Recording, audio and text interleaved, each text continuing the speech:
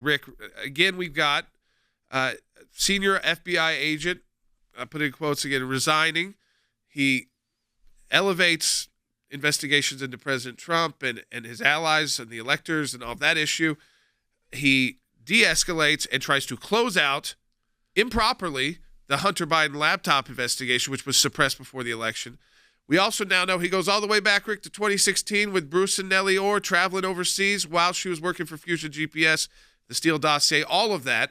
But I want to just ask you, because you were the DNI, Director of National Intelligence, and I would imagine this is so bad for these agencies. I mean, one after another. People like to say, "Oh, it's conspiracy." These are not conspiracy theories. These are actual individuals being let out of the job because they allowed purely partisan politics to decide who they were going to criminally investigate. Look, this has been going on for a very long time, and let's be very clear about this. Chris Wray has been the head of the FBI for a very long time. He's known these individuals are problems. He did nothing until the heat got too much. Remember, Chris Wray knew that FBI agents were politicizing investigations, and he didn't care. What now is happening is the public, Republicans are putting the pressure on him, and Chris Wray is responding to the public pressure. He's not responding to cleaning up the FBI. If that was his goal, there would be a whole bunch of people that would lose their jobs for politicizing investigations and weaponizing the FBI. You know, Rick, this reminds me of a lot of the IRS scandal that we litigated and won. And, the IRS gives an apology, "Oh, we're sorry," which try that if you're being audited with the agent. "Oh, sorry, I made a mistake on my return." I mean, really? So the apologies don't work. But what is mind-boggling here, and it's following up on what you just said, is that the director of the FBI and the Attorney General of the United States know that this special agent in charge, or assistant special agent in charge, so the number 2 in the field office, they know he's a problem. They know the investigations he started, and he knows the investigations they suppressed, suppressing the Hunter Biden investigation to open the 2020 investigation against Trump. At the very same time that this is becoming public, they go ahead and authorize a search warrant by a judge who recused himself from a civil case involving President Trump and Hillary Clinton, who posted on social media platforms anti-Trump statements, and yet signed a search warrant at for the president's home in Florida. Now, if you're Chris Wray, you ran an agency, you understand this. You would think, you know what? It's not worth just getting caught. It's worth cleaning the mess up.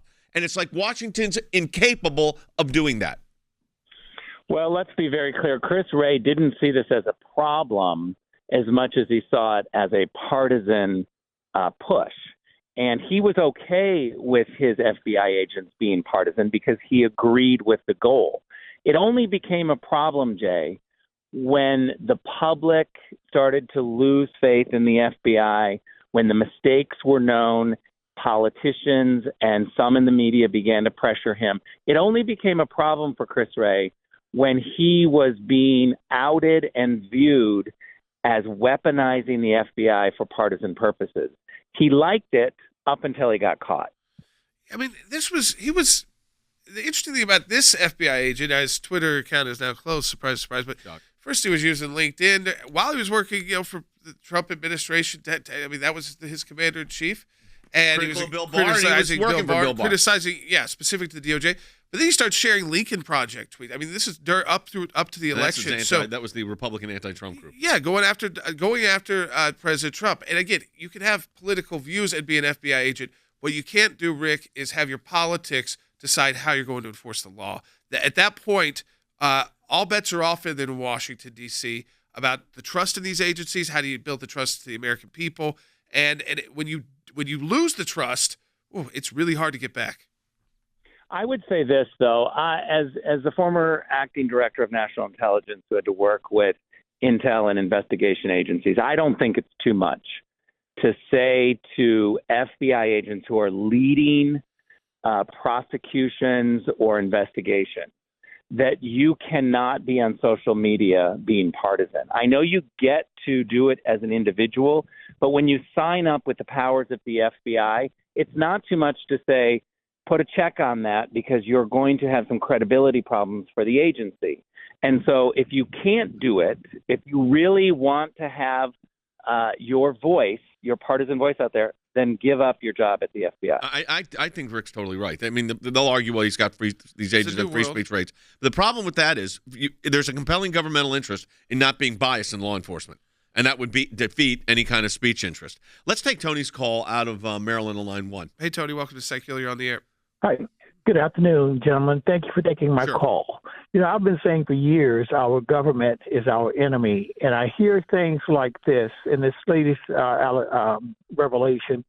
How do we clean up these agencies? It sounds like a daunting task. It is a daunting task. I mean, we had to take the IRS to federal court and beat them twice, get an injunction and monetary damages. But Tony has a really good question, Rick, and that is, I don't want people to lose hope here. We can, you can get this done. You just got to work really hard to do it, Rick. Yeah, look, Tony, I would say that government is not our enemy because government is really supposed to be of the people, for the people. It's supposed to be the people. And what I would say is the problem that you're pointing on, Tony, is that government has gone awry. It's partisan. It's weaponizing for partisan purposes. And that's what we have to clean up. There are a lot of bureaucrats. There are a lot of intelligence officers, FBI agents, who are very good and frustrated at what's happening. It's the leadership that needs a gut renovation. Rick, how important, so our audience understands from you as the former acting director of national intelligence, are these FOIA litigation that we get involved in on cases just like this? How important is that? They're crucial. And what I would say is, you know, we're all sitting around frustrated with what's happening, but gone is the day that you get to just sit and listen and hope that somebody else does something. You got to get involved. You've got to have a stronger voice. You might have to write a bigger check. You might have to run for school board. But what I would say is, if you're listening to us, the ACLJ is on the front lines. I've been on the other side watching ACLJ from the outside petition government, and they have the best lawyers. They really hone in on the details of the leverage. It's not a PR exercise. It's a legal exercise. And so I would say support the ACLJ, and you will feel like you're on the front lines doing something. Rick, we appreciate it. Thanks for being with us.